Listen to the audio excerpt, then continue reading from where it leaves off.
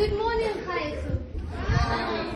I am very honored to be having this opportunity of standing here before you again.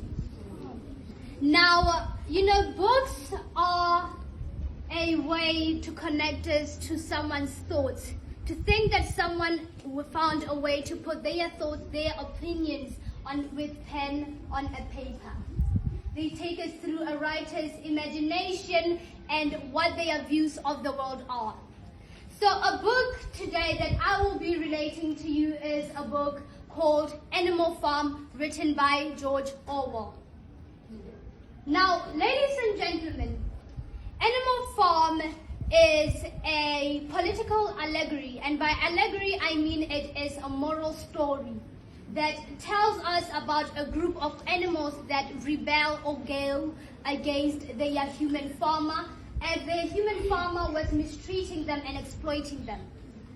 Now, with this revelation, the animals had an idea to create within themselves and for themselves a society in which all animals are equal, happy, and free. Which relates in Animal Farm is the theme of power and its corrupting influence on people. Enforcing that people who get too much power may become drunk with the power and overuse it and exploit others. And we see this because in the book, the pigs who initially led this rebellion eventually became more and more like the human they overthrew, becoming drunk in the power that they obtained.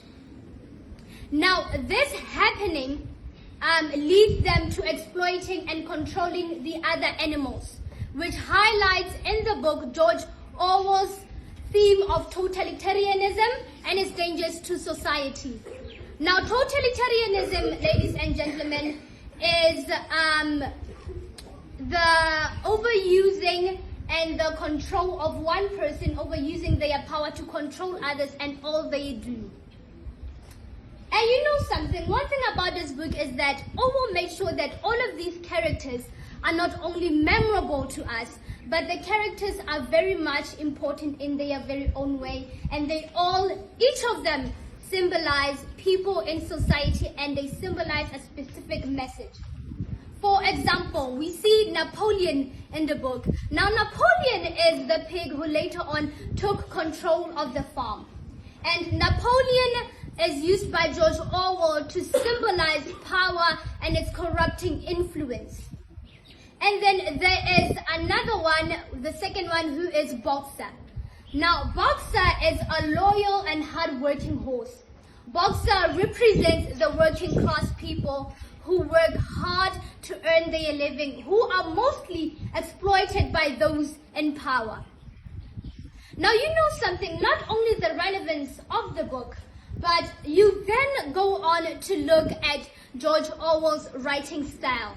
His writing style is not only simple, but it is effective in that it allows the reader to easily understand George Orwell's complex political ideas, and it helps understand what he's trying to relate with the book. His use of animals as characters and the farm setting as a microcosm or a smaller fragment of society is particularly something that I find clever and very much intellectual, because it allows us to relate to the book, and it allows him to showcase a lot more of his themes of totalitarianism and its negative effect on society. Now, if you will allow me to say this, Animal Farm, ladies and gentlemen, is it's a timeless classic that remains relevant in today's time, was relevant when it was published, and will still remain relevant to future readers. Because the book showcases society as a whole and how it truly coagulates with people, its people. Now, Orwell is very relevant in his conveyance of power and its corrupting influence, and in totalitarianism as a challenge and an enigma to society. And his conveyance of his messages and his themes, his teachings, are what makes this a book that should be read by everyone, and I mean anyone. And from my experience with the book, it's a book that I truly recommend to everyone and anyone. Now, one thing I also noticed about this book, its symbolism, is that we are able to relate it not only to society but to our school system as a whole. Because in his book, you can see that Orwell also relates to us as learners, a teaching that we should be cautionary, should be very cautious and careful of others, even those who are in authority, trying to manipulate their power against us and exploiting us. And he also, in his book, highly showcases that we can do that through educating ourselves so that we can be able to differentiate between being led and being manipulated and exploited. Now, there is a specific quote from the book which says, "The only difference between humans and animals is a set of rules."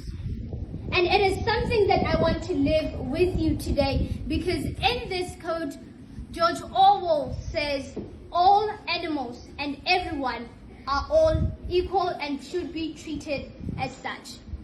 I thank you for this opportunity today and lending me your ears. I will now retreat back. Thank you so much.